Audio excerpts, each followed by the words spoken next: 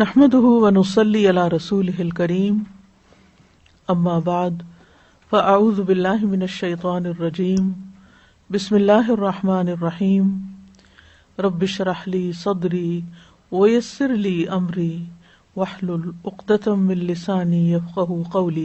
موسیٰ علیہ السلام کی دعا، کس طرح وہ مدین پہنچتے ہیں تھکے ہارے، کئی دن کے پیدل سفر کے بعد جا کر ابھی بیٹھتے ہیں تو فوراً دیکھتے ہیں کہ کچھ لڑکیاں اپنا ریوڑ لے کے کھڑی ہیں، پانی نہیں پلا پا رہی، خود تھکے ہوئے ہیں، خود بھوکے بھی ہیں، پیاسے بھی ہیں، زخمی بھی ہیں، کچھ فیوچر کا نہیں پتا، لیکن کیا کرتے ہیں؟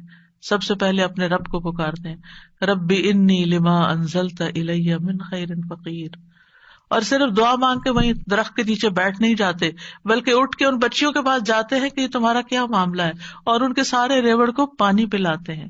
اور آپ سوچئے کہ ایک شخص جو خود اتنا تھکا، وہ اپنے آپ کو وہاں رکھ کے دیکھیے، اگر ہم اتنا لمبا سفر کر کے آئیں اور ہم سے کوئی پانی مانگ بیٹھے، خود تو آفر کرنا دور کی بات، کوئی اور مانگ بیٹھے تو شاید ہم جھڑک ہی دیں کہ میں نے بھی تو اتنا ہی سفر کیا نہیں جتنا تم نے کیا۔ یہیں سے تو ہماری لڑائیاں فساد شروع ہوتے ہیں گھروں میں۔ لیکن نیکی کرنے والے انہم کانوا یسارعون فی الخیرات، نیکی کے کاموں میں بہت جلدی کرتے تھے، سستی نہیں کرتے تھے، ضرورت مند کو دیکھا، پہچان لیا، اٹھے، نیکی کی، اور ابھی واپس آ کے بیٹھے ہی تھے کہ اللہ سبحانہ تعالیٰ کی طرف سے ہر چیز کی بشارت آ گئی، اور وہ بچی واپس آئی اور پھر گھر لے کر گئی، کھانے پینے کا بھی انتظام ہو گیا، شادی کا بھی انتظام ہو گیا، ٹھکانے کا بھی انتظام ہو گیا، اور اچھی صالح نیک کمپنی کا بھی۔ جب آپ کسی اجنبی ملک میں جاتے ہیں تو آپ کو نہیں پتا ہوتا کہ آپ کو کیسے دوست ملیں گے، آپ کے نیبرز کون سے ہوں گے، آپ کا تعلق کن لوگوں سے ہوگا، لیکن یہ اللہ کی کتنی بڑی رحمت تھی کہ اللہ تعالیٰ نے انہیں ایک نیک صالح انسان کے ساتھ جوڑ دیا کہ اس کی بیٹی کی شادی حضرت موسیٰ علیہ السلام سے ہو گئی اور ان کے درمیان ایک رشتہ قائم ہو گیا۔ یہ بھی سراسر اللہ کی رحمت تھی۔ اللہ تعالیٰ نے ان کی دعا قبول کی۔ موسیٰ علیہ السلام نے ہر مشکل مرحلے میں اللہ تعالیٰ کو ہی پکارا۔ فرعون کے دربار میں جانے لگتے ہیں تو کیا پڑھتے ہیں؟ رب اشرح لی صدری ویسر لی امری واحلل عقدۃ من لسانی یفقہوا قولی واجعل لی وزیرا من اہلی ہارون اخی۔ رب اشرح لی کے علاوہ کہ جو کام کرنے جا رہا ہوں، یا اللہ اس کے لیے میرا دل کھول دے، میرا کام آسان کر دے، میری زبان کی گرہ کھول دے، یعنی میرے بولنے میں سلاست ہو جائے، اور اس طرح کی کمیونیکیشن ہو کہ لوگ میری بات سمجھ جائیں، ان کو میری بات سمجھ آ جائے تاکہ وہ مقصد پورا ہو جائے، اور میرے گھر والوں میں سے ایک میرا مددگار بنا دے۔ اللہ تعالیٰ نے ہارون علیہ السلام کو نبی بنا کر ان کا مددگار بنا دیا۔ زکریا علیہ السلام کی مثال، مایوس نہیں ہے، سال ہر سال تک اولاد کی دعا کرتے، انتہائی بڑھاپے میں بھی۔ وَزَكَرِيَّا إِذْ نَادَىٰ رَبَّهُ رَبِّ لَا تَذَرْنِي فَرْدًا وَأَنْتَ خَيْرُ الْوَارِثِينَ، اور زکریا کو جب اس نے اپنے رب کو پکارا، اے میرے رب مجھے اکیلا نہ چھوڑ، اور تو سب وارثوں سے بہتر ہے، تو ہم نے اس کی دعا قبول کر لی۔ فاستجبنا له ووهبنا له يحيى، اور ہم نے اس کو یحییٰ عطا کیا، واصلحنا له زوجه، اور اس کی بیوی کو اس کے لیے درست کر دیا۔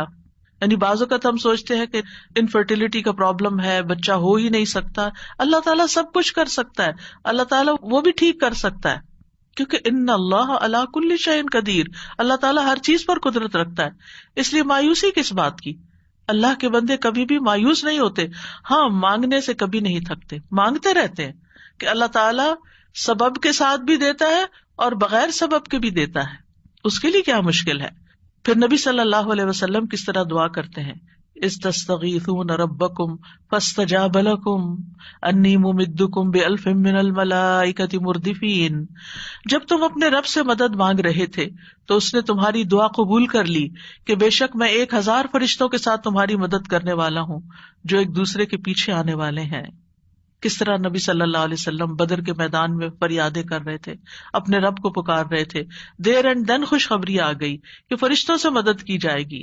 انبیاء علیہ السلام کے علاوہ ہم دیکھتے ہیں کہ دیگر افراد بھی جنہوں نے اللہ تعالیٰ سے دعا کی، اللہ سبحانہ تعالیٰ نے ان کی دعا سن لی۔